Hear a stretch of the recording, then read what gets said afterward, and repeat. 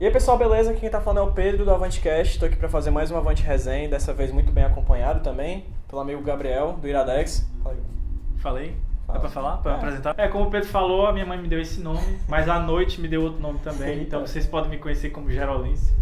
E o meu superpoder é a leitura, não de mentes, mas de qualquer coisa que tenha letra. Eu escrevo também, né? Eu escrevo pro site iradex.net, eu tenho uma coluna lá, chama Releituras, e participo também do podcast Iradex Podcast. Isso, a gente aproveitou a ocasião aqui da gravação de um podcast aqui na casa do PH, certo? Que está gravando. Cenário novo. Está gravando? Vem comigo.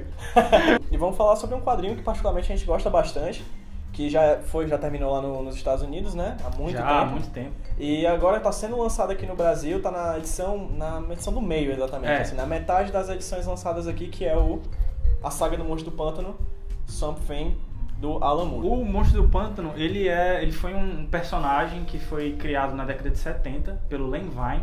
E ele foi assim meio que um acidente, porque a DC estava precisando de novas coisas, novos personagens, e o Len Wein criou isso criou essa história numa viagem de trem, assim como a J.K. Rowling, né, criou Harry Potter. Ele se juntou com outro quadrinista, mas que estava passando por um momento de pé na bunda, então eles criaram essa história de 13 páginas de um cientista que tinha uma mulher muito bonita e que acabou gerando a inveja e tal de um cientista rival, e que ele bolou para que ocorresse um acidente, e por causa desse acidente o Alex Olsen virou o Monstro do Pântano. Isso vendeu tanto que a DC acabou comprando a ideia, e de uma história de 13 páginas ele virou um mensal. Isso. Que foi aí então que surgiu o Swamp Thing, né, o Monstro do Pântano. Teve que ser feita uma repaginada, deu um reboot, né, de Alex Olsen ele passou para Alec Holland.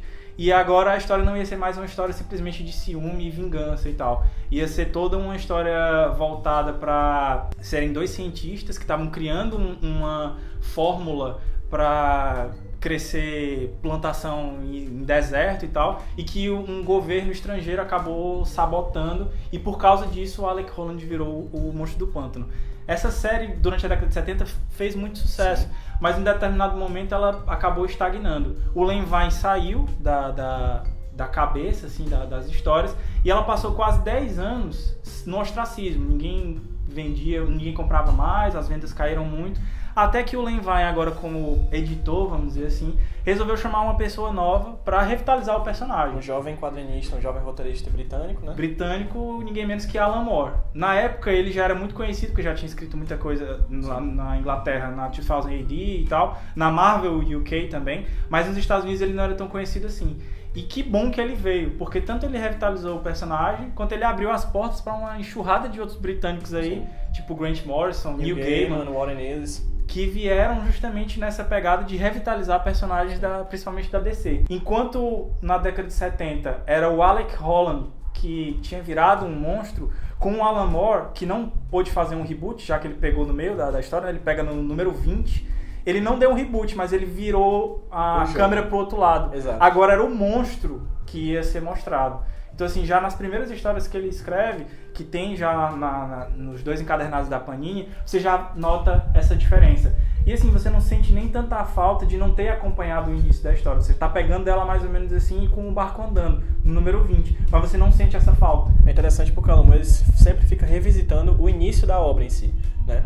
Vez ou outra ele puxa as memórias do Alec Holland, e você realmente, como o Gabriel falou, não sente falta de forma alguma, porque a história, que não é um reboot, mas é uma repaginada, uma revisitação ao mito do Monstro do Pântano, é visto por uma outra ótica, é trocado, assim, o Pântano agora que é o grande protagonista da história. Exatamente, porque no início o Monstro do Pântano sempre ficava se questionando como é que eu vou fazer para voltar a ser o Alec Holland. Aqui não, com o Alan Moore ele assume que ele é o Monstro do Pântano e ele vai tentar viver ou morrer com isso, né? Toda vez que eu vou falar de Alan Moore, eu gosto bastante e tal, mas toda vez que eu vou falar dele, eu sempre cito um caso de uma história específica aqui, que é o maior exemplo que eu dou de genialidade do cara. Às vezes o prazo é muito curto para você fazer, principalmente nesses mensais. E geralmente o que os caras faziam era pegar determinadas histórias que já tinham sido publicadas e simplesmente republicar, para não tapar um buraco. Isso. Só que o Alan Moore fez isso de um jeito genial. Ele faz com que uma personagem tenha um sonho. Nesse sonho ele vai para a Casa dos Mistérios, lá com aqueles dois personagens que a gente já conhece, Caim e Abel, né? Que é do Sandman, que inclusive foi ele que introduziu. Depois é que Neil Gaiman aproveitou no Sandman. e ele faz ela ter um sonho nessa Casa dos Mistérios, publicando a primeira história de 13 páginas lá da década de 70. Então, assim, um tapa-buraco genial. Pra constar, tipo, apesar de eles serem histórias de tapa-buraco, são os famosos fillers que a gente consegue ver vez ou outra em animes, são histórias muito boas. Essa que o Gabriel falou não é a primeira, né, a única vez que ele faz um tapa-buraco, mas mesmo assim, as outras histórias que não são as que empurram a cronologia do personagem são muito boas, entendeu? É um lance muito mais psicológico, assim. Você viaja realmente pra cabeça do Monstro do Pântano. E outro ponto legal, pra quem quiser acompanhar, não só por causa do personagem, que é muito bom, mas pela introdução de outro grande personagem da DC. É justamente no 3, que é o que vai chegar, que está sendo lançado agora aqui no Brasil pela Panini, que aparece pela primeira vez o John Constantine. Então, assim, ele não é uma criação do Alan Moore, na verdade é uma criação do Steve Bisset, e que acabou sendo levado para dentro da história como um personagem para guiar o Monstro do Pântano. Porque você vê a primeira aparição, a construção mesmo do personagem, depois o John Constantine é tirado dentro do Monstro do Pântano e ganha uma série separada, que é a do Hellblazer, que é o meu quadrinho preferido. Aparecem outros personagens também da DC, né? Sim. Batman, Super-Homem. Isso. Tem uma das histórias, por exemplo, que se passa no inferno, né? Sim, onde ele vai você atrás, que é exatamente uma referência muito boa ao... Divina Comédia. A Divina Comédia de Dante, entendeu? Enquanto ele vai atrás da mulher amada. Enfim, é um trabalho muito bacana e referencial. Tem histórias que se passam em Gotham. Isso. Puxando um pouquinho sobre a edição brasileira, ela é extremamente parecida com a edição americana. A gente trouxe até a americana aqui pra comparar, que essa aqui as é comparações, americana, que essa é brasileira.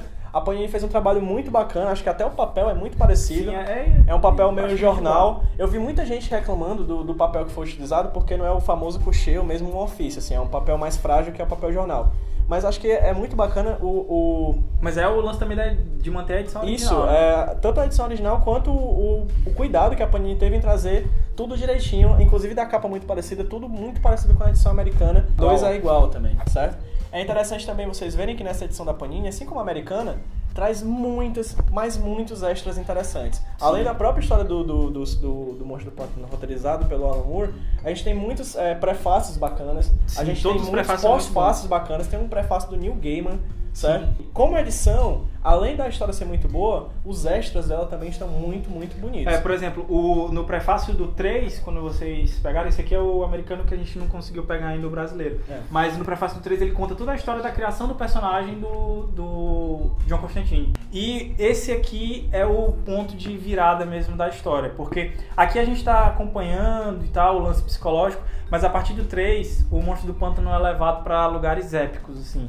O 4, pra mim, é o mais impressionante. É o melhor volume de todos. Além disso, é bacana explicar... Vale ressaltar que são 6, né? Sim, são 6 volumes no total e vão ter os 6 aqui no Brasil, mas com aquele atraso típico da Panini, né?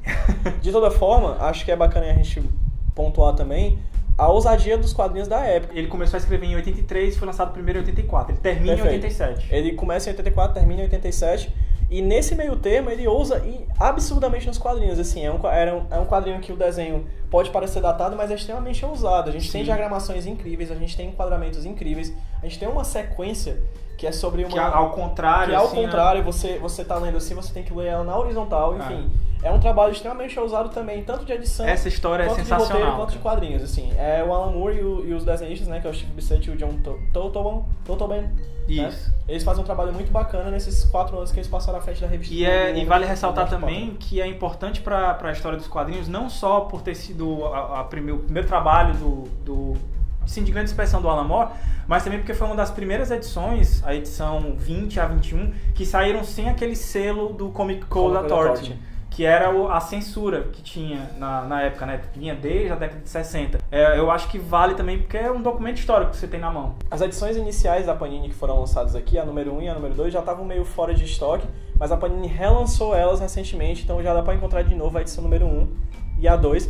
A 3 ela foi lançada no Sudeste, mas ainda está com uma certa dificuldade de chegar aqui no Nordeste. Muitíssimo obrigado, Gabriel. Valeu mesmo, cara. Eu que agradeço. Está do seu lado, Super Gêmeos, né?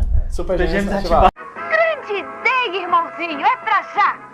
Super Gêmeos ativado. Obrigado, Gabriel. Quer falar um pouquinho sobre o Iradex, cara? Cara, o Iradex ele é um site que fala de coisa boa. Então, se você gostar de literatura, se você gostar de cinema, a gente fala muito de quadrinhos também. Tanto nos nossos posts lá no blog, quanto no Iradex Podcast, que a gente dá indicações. Então, quem quiser acompanhar lá, iradex.net.